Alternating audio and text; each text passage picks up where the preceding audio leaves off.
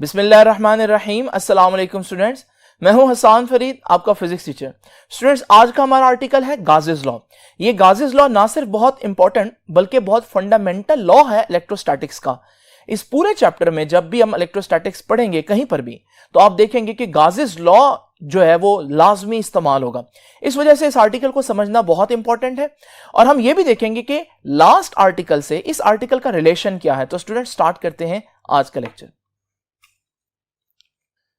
Students, इससे पहले कि मैं गाजेस लॉ को डिस्कस करूं, आपको मालूम है एक दो आर्टिकल पहले मैंने आप लोगों को इलेक्ट्रिक फ्लक्स का कॉन्सेप्ट दिया। इलेक्ट्रिक फ्लक्स का कॉन्सेप्ट सिंपल क्या है, हमें मालूम है कि अगर हमारे पास कोई चार्ज हो तो उस चार्ज के गिर्द इलेक्ट्रिक फील्ड लाइंस हम बनाते हैं, और अगर मैं एक सरफेस वहां पर रखूं तो उस सरफेस में से कितनी इलेक्ट्रिक फील्ड लाइंस पास करेंगी, इसे हम बोलते हैं कि ये उस सरफेस का फ्लक्स है। तो याद रखिएगा, हम कह सकते हैं कि इलेक्ट्रिक फ्लक्स क्या होता है, it is the number of electric field lines passing through a surface. ये तो था जो पहले मैंने आपको कॉन्सेप्ट दिया। कल हम लोगों ने क्या देखा, कल हम लोगों ने यह देखा कि अगर मेरे पास एक चार्ज एक सरफेस के अंदर बंद हो तो आपको मालूम है कि उस चार्ज का भी तो एक फील्ड होगा।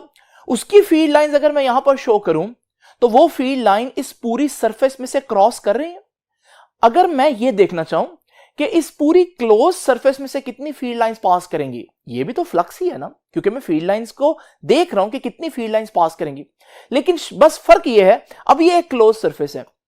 तो जब मैंने इस कॉन्सेप्ट को देखा तो मैंने आपको बताया था कि इसके लिए हम लोगों के पास फार्मूला था, और वो फार्मूला क्या आया कि इस पूरी सरफेस में से कितना फ्लक्स पास करेगा वो बराबर होता है Q ओवर एप्सिलॉन नॉट। इसको हम लोगों ने काफी डिटेल में डिस्कस कर लिया।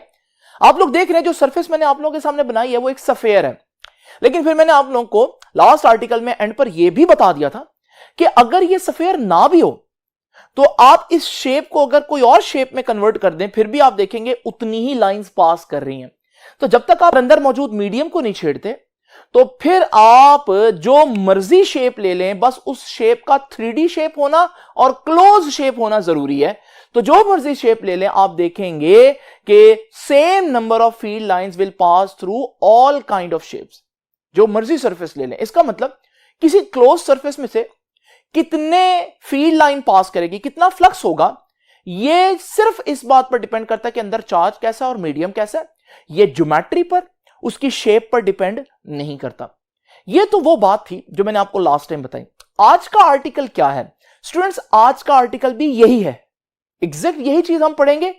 फर्क यह होगा कि अंदर मैंने एक चार्ज की बजाय आज बहुत से चार्जेस रख देने।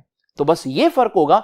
यही डायग्राम आपको बुक में भी नजर आएगी यहां पर, और यही डायग्राम स्टूडेंट्स मैंने भी आप लोगों के सामने यहां पर बनाई है। वही सरफेस है और आप देख रहे हैं उस सरफेस के अंदर बहुत से चार्जेस जो है वो डिस्ट्रीब्यूट है। और मैंने फाइंड आउट क्या करना है, मैंने फाइंड आउट ये करना है कि इस पूरी सरफेस में से कितना फ्लक्स पास करेगा। तो स्टूडेंट्स, ये हमारे पास गाजेस लॉ कहलाता है। गाज जो है वो बेसिकली एक साइंटिस्ट का नाम है। नाउ स्टूडेंट्स, जरा तवज्जो कीजिएगा। तो हम लोगों ने क्या देखा कि हम लोगों ने क्या किया जी, suppose there are many charges, जिनको मैं नाम दे देता हूं Q1, Q2, Q3 up to Qn, enclose जो बंद हैं इन अ क्लोज सरफेस। तो ये सारे जो चार्जेस हैं ये क्लोज सरफेस के अंदर बंद है। जैसा कि मैंने आप लोगों को बताया, ये इंपॉर्टेंट नहीं है कि ये जो हमारे पास सरफेस है इसकी शेप कैसी होगी। मैंने आपके सामने कोई भी रैंडम शेप बनाई है, तो आप कोई भी शेप हो सकती है, स्फेयर हो सकता है, ये क्यूब हो सकता है, सिलेंडर हो सकता है। नाउ स्टूडेंट्स, आगे चल के मैं आपको बताऊंगा ये जो क्लोज सरफेस होती है ना, इसे हम एक नाम भी देते हैं गाजियन सरफेस। तो स्टूडेंट्स, अब जरा तवज्जो कीजिए, हमने करना क्या है, हमने इन सारे चार्जेस की वजह से इसमें से कितना फ्लक्स पास करेगा ये फाइंड आउट करना है। तो मैं कहता हूं लेट अस कंप्यूट, यानी कि कैलकुलेट करते हैं the total electric flux passing through that surface. तो मैं total electric flux find out करूंगा जो इस सरफेस में से पास कर रहा होगा।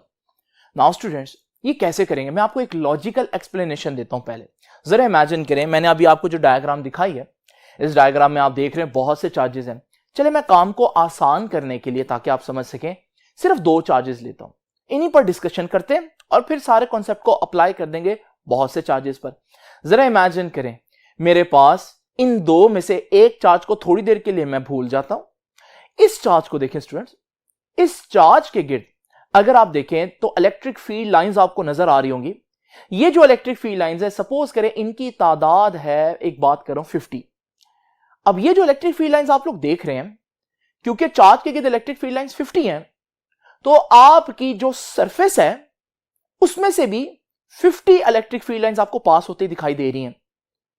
ये तो एक अकेले चार्ज की बात कर रहा हूं मैं। जरा इमेजिन करें, इस चार्ज को भूल जाते हैं और दूसरे चार्ज को फोकस करते हैं। अगर आप देखें, जो दूसरा चार्ज है वो भी 50 लाइंस उसके गिर्द आपको दिख रही हैं। अब ये जो चार्ज है, अगर आप देखें, इसकी 50 लाइंस उस सरफेस में से पास कर रही हैं और बाहर आ रही हैं, तो हम कहेंगे कि यहां पर भी हमारे पास, अगर इस चार्ज का इंडिविजुअल फ्लक्स देखें कि कितनी नंबर ऑफ लाइंस पास कर रही हैं, तो वो 50 है। ये तो मैंने अलग-अलग देखा दोनों चार्जेस को। जरा इमेजिन करिए स्टूडेंट्स, अगर मैं इन दोनों चार्जेस को इकट्ठे एक साथ ऑब्जर्व करूं, तो अब आपको मालूम है दोनों पॉजिटिव चार्जेस हैं, तो एक दूसरे को रिपेल करेंगे। भले रिपेल करें, लेकिन आपको मालूम है 50 लाइंस उस चार्ज की थी, 50 लाइंस इस चार्ज की थी।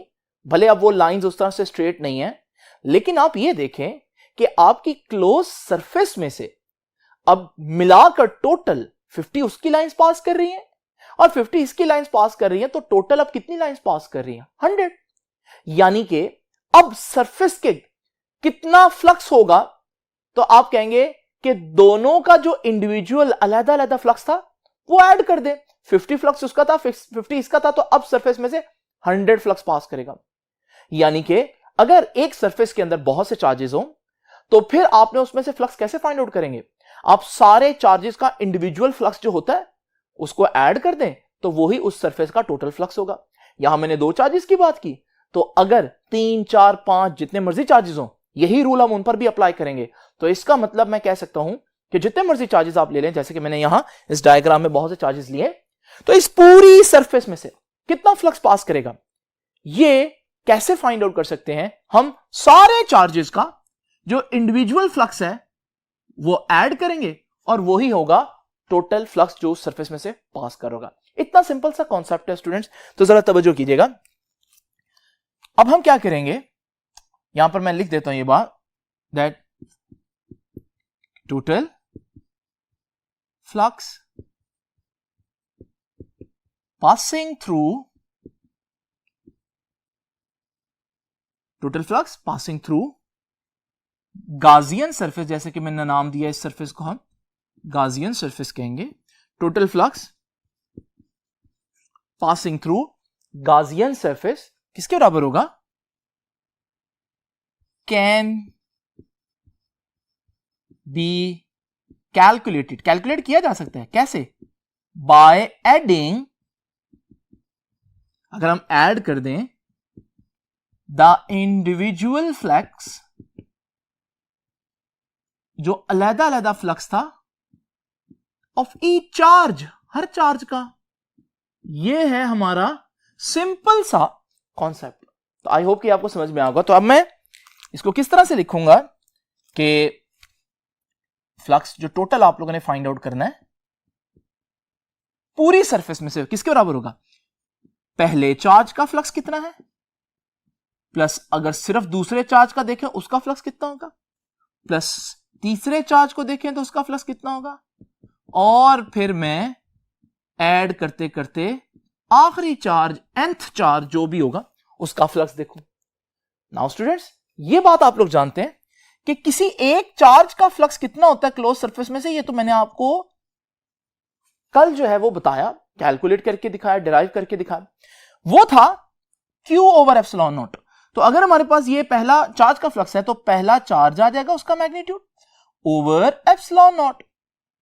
दूसरे चार्ज का फ्लक्स की बात करेंगे तो Q2 ओवर एप्सिलॉन नॉट। तीसरे चार्ज की बात करेंगे तो Q3 ओवर एप्सिलॉन नॉट। और nth चार्ज की बात करेंगे तो Qn ओवर एप्सिलॉन नॉट।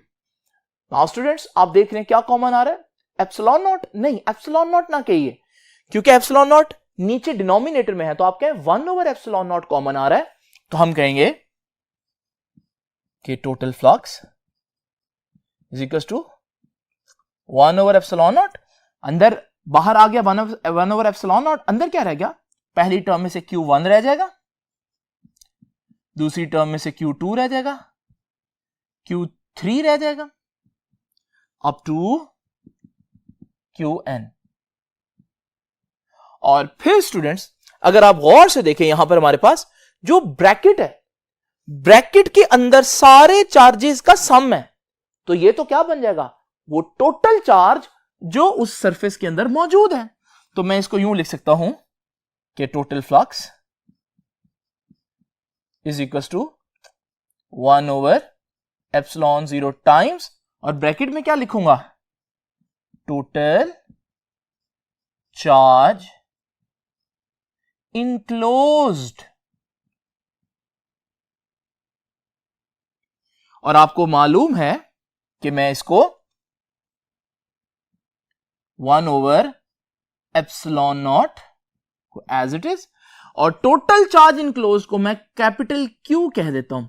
ये Q किसको रिप्रेजेंट कर रहा है, Q रिप्रेजेंट कर रहा है वो टोटल चार्ज जो कुल मिलाकर इसके अंदर मौजूद है। ये जो हमारे पास लास्ट स्टेटमेंट आई है स्टूडेंट्स, इसको मैं एक दफा फिर से लिख देता हूं आपके सामने।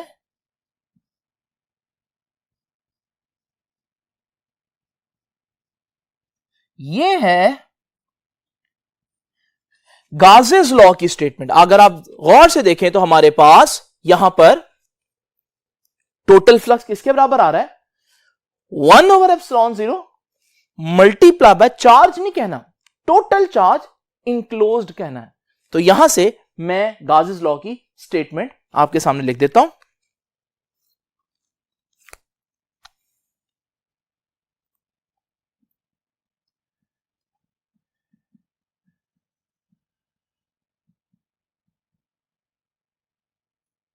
स्टेटमेंट क्या हुई जी गाजेस लॉ की, total flux passing through a closed surface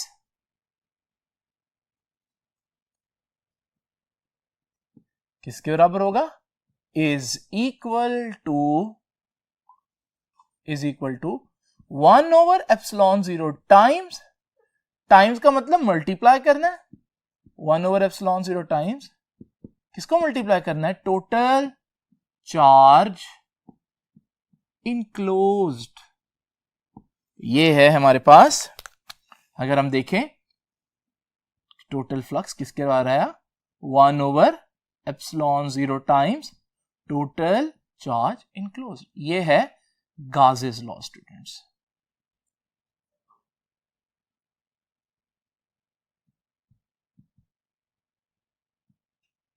तो स्टूडेंट्स अब आप सोच रहे होंगे कि गाजेस लॉ इंपॉर्टेंट क्यों है। याद रखिएगा इसकी एक एप्लीकेशन मैं आप लोगों के साथ अभी डिस्कस कर रहा हूं, बाकी इसको डिटेल में तो हम कल ही देखेंगे।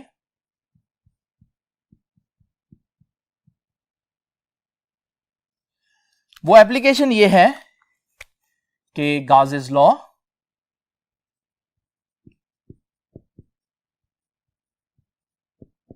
is used to find electric intensity at any point, किसी भी पॉइंट के ऊपर इलेक्ट्रिक इंटेंसिटी निकालने के लिए। इलेक्ट्रिक इंटेंसिटी E, किसी भी सिचुएशन में E कितनी होगी, इलेक्ट्रिक इंटेंसिटी कितनी होगी, ये हम किस तरह से फाइंड आउट करें, गाजेस लॉ को यूज करते हुए। गाजेस लॉ को यूज करते हुए क्यों, यह मैं आपको जब पढ़ाऊंगा, क्योंकि अगले 3 आर्टिकल जो हैं वो इन्हीं की एप्लीकेशंस हैं, जिसमें मैं डिफरेंट सिचुएशंस में इलेक्ट्रिक इंटेंसिटी फाइंड आउट करूंगा गाजेस लॉ को यूज करते हुए। तो वहां पर मैं आप लोगों को बताऊंगा कि ये क्यों हम इलेक्ट्रिक इंटेंसिटी फाइंड आउट कर सकते हैं गाजेस लॉ को यूज करते हुए। स्टूडेंट्स, गाजेस लॉ में आप लोगों ने देखा कि सबसे इंपॉर्टेंट बात क्या है कि जो सरफेस आप ले रहे हैं वो कैसी सरफेस होनी चाहिए, गाजियन सरफेस। गाजियन सरफेस में 2 बातें होनी चाहिए। नंबर 1, ये एक 3D सरफेस होनी चाहिए।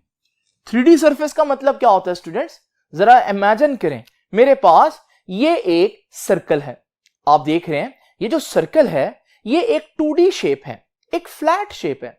अगर मैं इस सर्कल को इसी के एक्सिस पर रोटेट करवाऊं तो हमारे पास ये जो चीज बनेगी ना, ये भी कहलाती तो गोल है, सर्कल भी गोल है, लेकिन ये जो गोल है आप देख सकते हैं इसका एक वॉल्यूम है। ये हमारे पास एक 3D शेप है, 2D शेप नहीं है, ये फ्लैट नहीं है। तो उर्दू में हम सर्कल हो या सफेयर हो दोनों को गोल कह देते हैं, लेकिन इनमें फर्क है।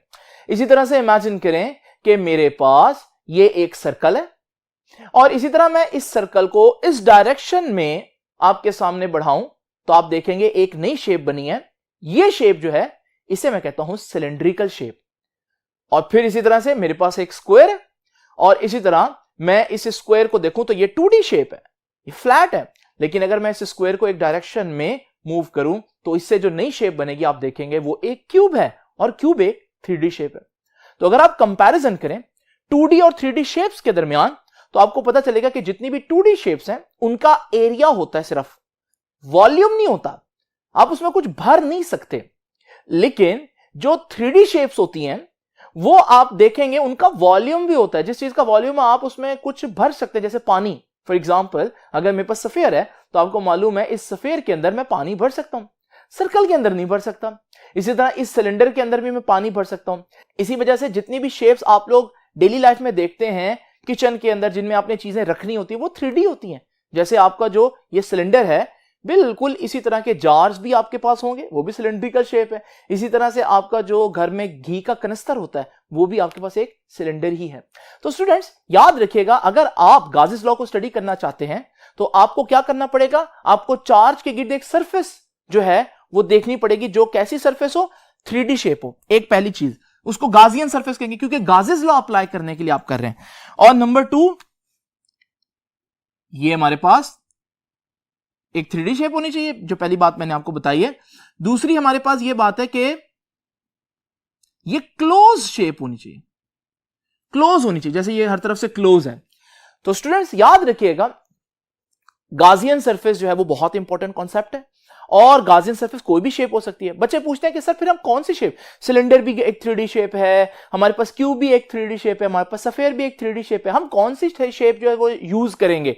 ये स्टूडेंट्स डिपेंड करता है कि हमारी रिक्वायरमेंट क्या है। और याद रखिएगा यह जरूरी नहीं है कि वाकई में हमारे पास चार्ज के गिर्द कोई शेप ही हो, ये शेप समटाइम्स ऐसी भी हो सकती है जो हमें इमेजिन करनी पड़ेगी। यानी एक चार्ज पड़ा हुआ है और मुझे इलेक्ट्रिक इंटेंसिटी फाइंड आउट करनी है तो मैं खुद ही इमेजिन कर लूंगा कि यहां पर इसके गिर्द एक सफेयर है या इस चार्ज के गिर्द जो है वो एक सिलेंडर जो है वो मैं इमेजिन कर लूंगा। तो इसका मतलब याद रखिएगा गाजियन सरफेस जो है वो इमेजिनरी सरफेस भी हो सकती है।